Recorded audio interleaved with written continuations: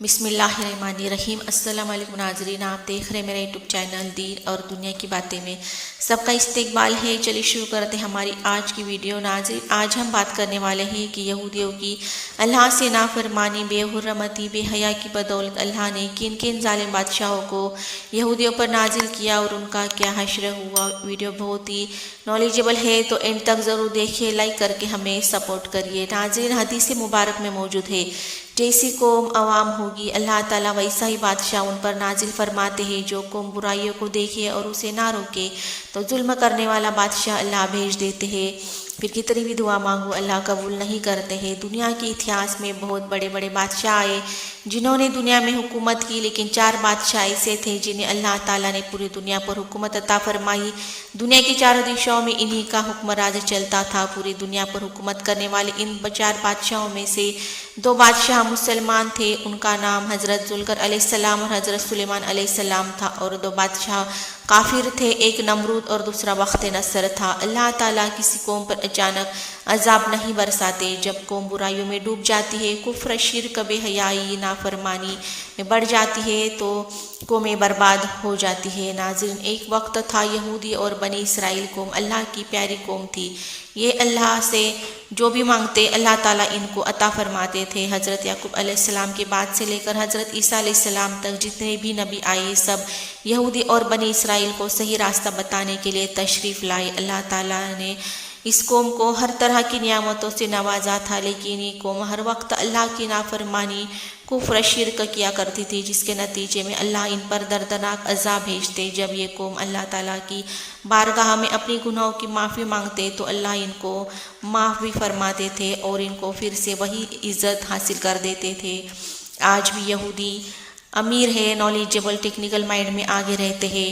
ناظرین، حضرت سلیمان علیہ السلام کے زمانے میں یہودی قوم یروشلم کے اندر آباد تھی اور انہوں نے ساری دنیا پر راج کیا، مگر حضرت سلیمان علیہ السلام جو دنیا میں تشریف لے آئے تو 400 سال بعد ایک قوم پھر سے اللہ کی نافرمانی، کفر، شرک میں ڈوب گئی۔ اس طرح جب یہ قوم طرح طرح کی برائیاں کرنے لگی تو اللہ تعالیٰ نے ان پر ظالم بادشاہ بخت نصر کو ان کا بادشاہ بنا دیا، اور یہ بادشاہ اللہ تعالیٰ کا عذاب بن کر یہودیوں پر نازل ہوا۔ بخت نصر کا زمانہ حضرت سلیمان علیہ السلام کے زمانے کے بعد شروع ہوا اور اللہ تعالیٰ نے اس کو بھی پوری دنیا کی بادشاہت عطا فرمائی۔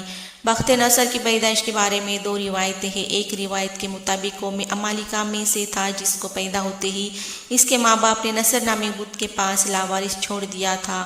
یہ بت اس زمانے میں بہت زیادہ پوجا جاتا تھا، کیونکہ یہ بچہ لوگوں کو نصر نام کے بت کے پاس ملا تھا، اس لیے لوگوں نے اس کا نام بخت نصر یعنی نصر بت کا بیٹا رکھ دیا۔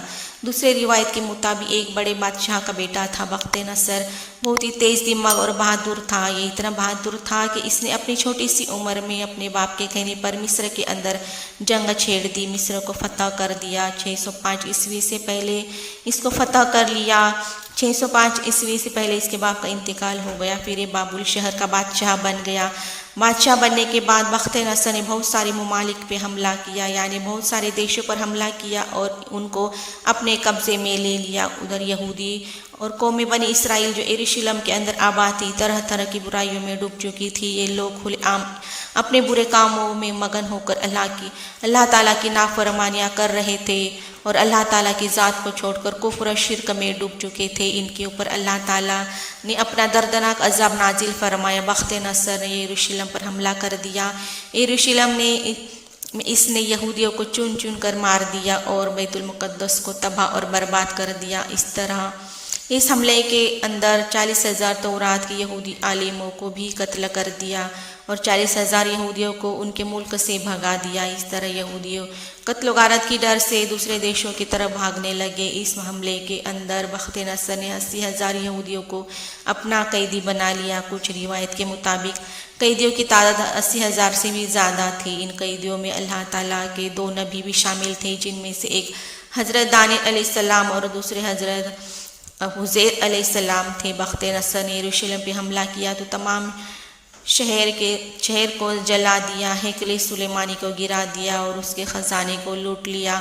ہیکل سلیمانی میں موجود تورات شریف کے نسخے بھی تھے۔ بخت نصر نے ظلم ستم کی ہر حدیں پار کر دی تھی اور یہودیوں کو چن چن کر قتل کر دیا۔ ہیکل سلیمانی اور تورات شریف کی بے ادبی کر کے ان کو جلا دیا۔ اس قتل و غارت کے بیچ تابوت سکینہ جو ہیکل سلیمانی کے اندر موجود تھا وہ غائب ہو گئے اور آج بھی اس کا پتہ نہیں چل سکا۔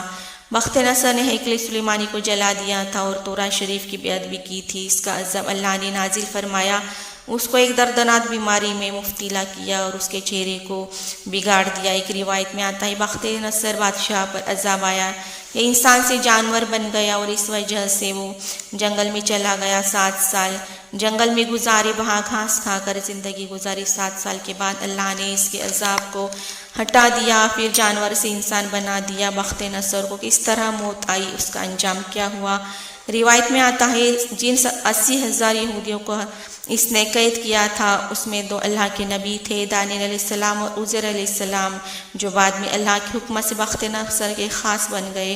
دونوں نبیوں کو اللہ نے کافی سارا علم سے نوازا تھا، اس لیے بخت نصر نے ان کو بہت زیادہ اہمیت دیتا تھا۔ اس لیے یہودی اور بنی اسرائیل ناخوش تھے، جو یہودی نبیوں سے حسد اور بغض رکھنے لگے۔ ایک دن یہودیوں نے حضرت دانیل علیہ السلام کو قتل کرنے کا ارادہ کیا اور یہودی نے بخت نصر بادشاہ کو بتایا حضرت دانیل علیہ السلام کو بہت زیادہ پانی پینے کے بعد پیشاب روک نہیں پاتے ہیں، اور یہ بات اس زمانے میں عیب مانی جاتی تھی۔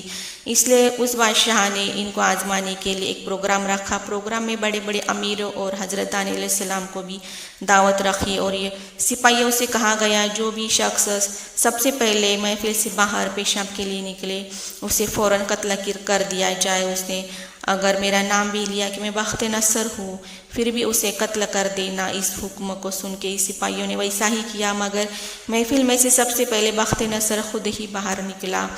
وہ اللہ تعالیٰ کی حکم سے اسے سب سے پہلے پیشاب کی حالت محسوس ہوئی اور وہ محفل سے باہر آیا۔ سپاہیوں نے اسے روکا، قتل کرنے لگا۔ اس نے کہا میں بخت نصر ہوں، مگر اس نے جو حکم دیا تھا اس حکم کے مطابق سپاہی نے اس کی کچھ نہیں سنی۔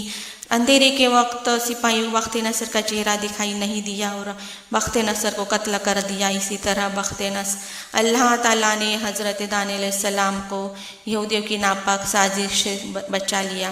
اللہ تعالیٰ اسی طرح اپنے پیارے اور فرمانبردار نیک بندوں کی حفاظت فرماتے ہیں۔ اللہ ہم سب کو نیک ہدایت عطا فرمائے، سب کی حفاظت عطا فرمائے، آمین ثم آمین۔ ناظرین ویڈیو کیسی لگی کمنٹ میں ضرور بتائیے، لائک شیئر سبسکرائب ضرور کریں۔ اجازت لیتی ہوں، اللہ حافظ، دعا میں یاد رکھنا۔